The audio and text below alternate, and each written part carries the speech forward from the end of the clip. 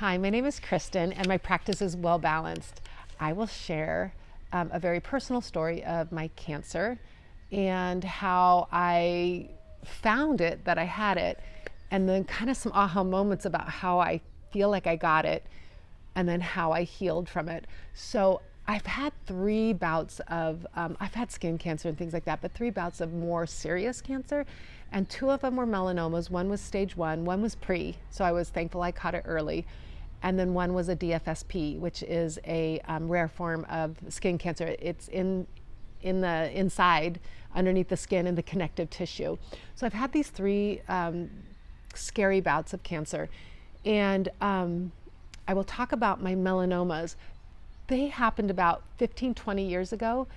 And I remember at the time, I just thought, oh gosh, my mom had melanoma and my dad had melanoma. Of course I'm going to get melanoma. And I didn't realize the connection to my emotional state at the time and when I got melanoma. So I have this chiropractor that is not only a great friend, and I used to work in the office with him. He has been a family chiropractor for years. And at the time, I was going to him just for an adjustment. And I said, my gosh, Mark, I've got these two melanomas on my legs. One was stage one, and this one was a pre-melanoma, and they were big scars. And he's like, well, Kristen, what was going on at the time when you got this melanoma? And I was like, oh. I said, yes, that was when one of my children was going through a really scary, difficult time with their health. And I couldn't control it, and I was scared to death. And I kept that all in, that fear. But I still had to go on with my life, right? Because I had to work and take care of my children and all that stuff and be a wife. But I was so scared that I feel like that probably caused, the cells to mutate and stuff. And then he said, and what happened in this one? I said, oh yeah, that was another really difficult time in my life when we were going through some financial issues in our lives. And I was again feeling like it was all out of my control. And so again, I just shoved all that emotion down and just kept walking through life, not really dealing with what I was going through. And he's like, you see, he goes, our emotions can cause dis-ease in our bodies. And I was like, gosh, I never realized. So I kind of tucked that one away. I've had like some skin cancer in between, and I was like, oh, please God, I don't want to get any more melanomas, and and I don't want to get into fear, but I am trusting that my path is going to be exactly how it's supposed to be.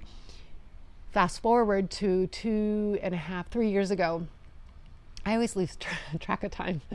3 years ago, I was feeling these rashes on my stomach, and I was like, gosh, what? I have these little rashes, and the dermatologist said it's because I teach so many classes. I used to be a fitness director, and I would teach so many classes, and I would sweat. And I guess he says that's just a part of it's like a rash that you really can't get rid of because it's just activated by our own sweat.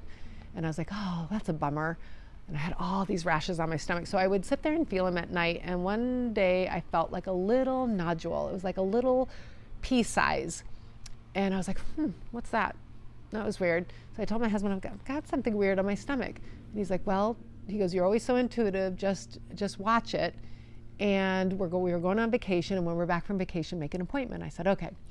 So at this time, I was going through some personal issues, just some personal growth, very, very confusing time.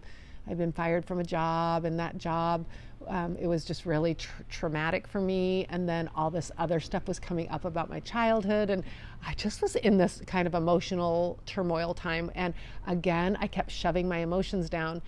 And I'd always have this burning sensation right above my belly button. And so that is where I found this little nodule. And it was always this burning feeling. So we went on vacation, and I kept watching it, and I was like, gosh, maybe in my mind, I'm like, oh my gosh, it's getting bigger. So we get back from vacation, I go to the dermatologist, and he said, he goes, I just think that's a fatty deposit. And I said, okay, well, take it out. And so he took a little biopsy, and I went on. I'm like, okay, it was a little fatty deposit. So I remember a couple weeks later, I'm in Costco, and I get a call from the doctor, and I thought, well, gosh, usually doctors don't call you unless they have news to tell you. So I answered at Costco, and he said, hey, this is doctor from the dermatologist, and I wanted to tell you you have a rare form of skin cancer. It's underneath the skin. It's called DFSP. It's very aggressive, but it's slow growing. So we need to get it out. So let's go ahead and make an appointment with a Mohs surgeon. And I said, oh my gosh, okay. Well, we have my husband's best friend from high school is a Mohs surgeon, so I'll reach out to him. And he said, great. And I said, Dr. Griego. And he goes, he's the best. And I said, yes, he is. So reached out to Dr. Griego. He couldn't get me in for about a month or a month and a half, I remember. And so he made it seem like when his name is Bob, when Dr. Bob called, he was like, oh my gosh, Kristen, once he got the pathology reports, he's like, you have the smallest DFSP I've ever seen. He said, I'm going to put this in the Guinness Book of World Records for the smallest DFSP. He goes, this is amazing. How did you catch it so small? And I said, well, I just felt it on my stomach. And he goes, well, that's amazing because they can hide in the tissue. And then what happens is they grow and they have legs and they can wrap around organs and stuff. He goes, you got this. This is not a big deal. So I was like, great. So I just put that aside and I didn't worry about my cancer. I just kept asking for guidance and asking for signs that I'd be okay. Rainbows, butterflies, and feathers were what I was asking for, and pennies, just anytime I'd start to go into fear. So I kept getting all these signs that I was going to be okay. And I'm like, I'm going to trust it. I'm going to trust it. I'm not going to go into fear because I can see where my fear, I remember what Dr. Mark said, I can see where my fear and my anxiety, shoving it down and worrying, where it has gotten me.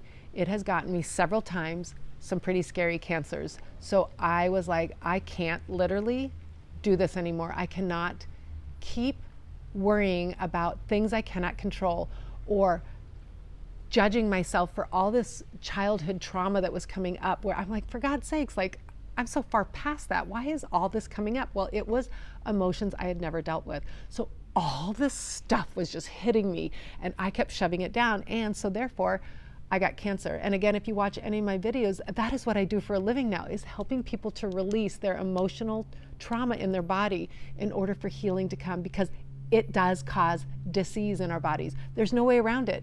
It's energy, and it's stuck energy, and it's strong energy, and if it's negative energy, it can start to turn. Now, I'm not trying to say anybody who has cancer, they have caused it. I am not trying to say that. For me in particular, I knew I was shoving my feelings down. So please, I just want to clear that. So finally the day of the surgery comes and I go in and Dr. Griego goes, okay, Kristen, we're just going to take a little bit of time and go back to pathology and just see how much tissue you need to take out in order for this to heal, or in order for us to get everything. And I said, no, you know what?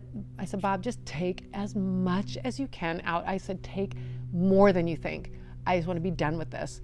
In many ways, I wanted to be done with what I was going through and also just getting rid of all that cancer. It was almost like cathartic. It was two ways.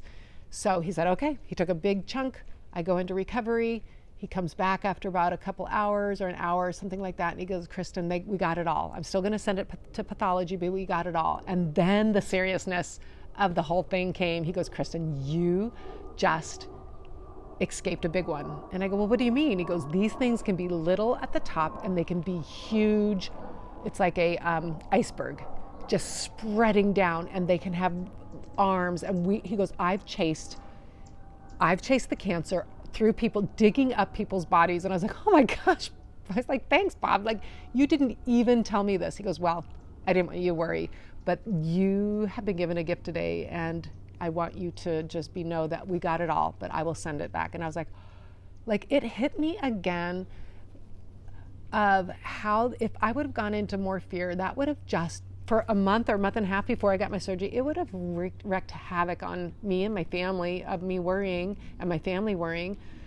But I decided at that moment I was done. That was my big aha moment. I am done with no more worry. When I can't control something, or even I'm trying not to even worry when things I can control, because I just want to ask and be led. So at that time, I had this big, huge paradigm shift. I will go out in this world by my worry, because I'm not dealing with my emotions and shoving it down and putting on that smile and making sure nobody knows what I'm going through because I had too much pride, I guess, to say like, hey, I'm just dealing with a lot of confusing emotions in my from my past that are coming up. And it felt stupid. Like, I'm like, this is stupid to go through all these emotions. Like, I've always prided myself on all my past trauma from childhood and anything that I've gone through in life. Well, that just makes me stronger, which I do believe it does.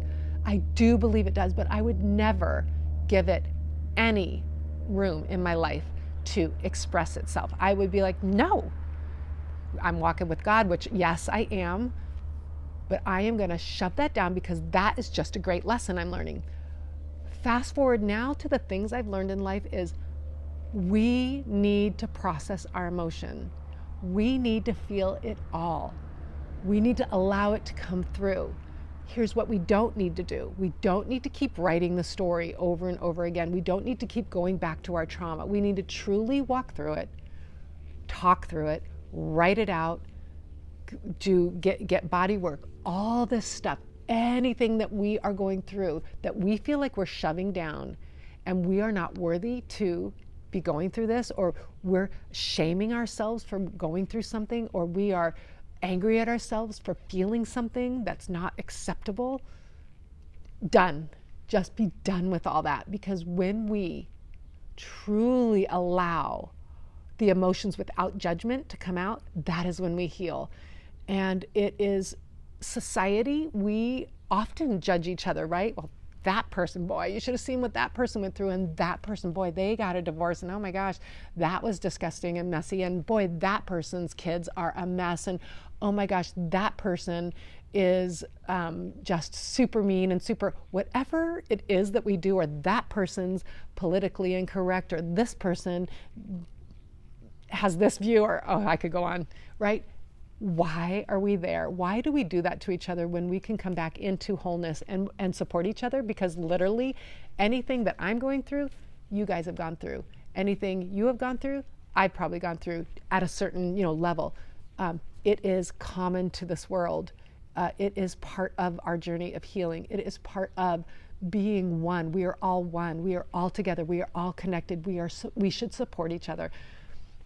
Probably could go on and on about that too, but where I am standing this day, and I ask for forgiveness when I do judge things, people, and places, because sometimes I will, and I really try not to.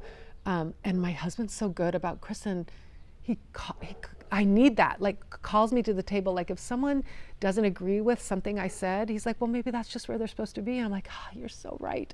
And so I need that. I need that feedback. I need that support to give other people the grace to go through what they're going through. I need to give people the grace to believe in what they believe in. I need to give people the grace to be wherever they are at that moment, knowing that they are right where they're supposed to be. As I need to give myself the same grace for myself for what I'm going through. And I really feel like this is the part of where we're changing as a society. If we can get out of the competition and lack of, and we can step into that there is more than enough in this world, that there's more than enough of everything, that God will always take care of us. It might not look like we think earthly because things are always changing, and this life here on earth is very unpredictable, but that doesn't mean we can't have peace, because remember that peace in the eye of the storm, that God is bringing us in and saying, come within, be quiet and still, and know I am guiding you. Yes, the world will swirl around. Yes, our emotions will swirl around. Yes, we will have illnesses. Yes, we will, but we will be okay. We will be okay in the end. It is harder to say now that I'm out of something, but I would never trade any of that struggle I had because of the wisdom it gave me right now. And I don't know what my life is going to be like in the future, but I don't need to, because if we stay in the now is always the now, right? The now is always, the now is the past, present, and future. The now is now. The now is safe. Whatever you're going through, the next breath is safe.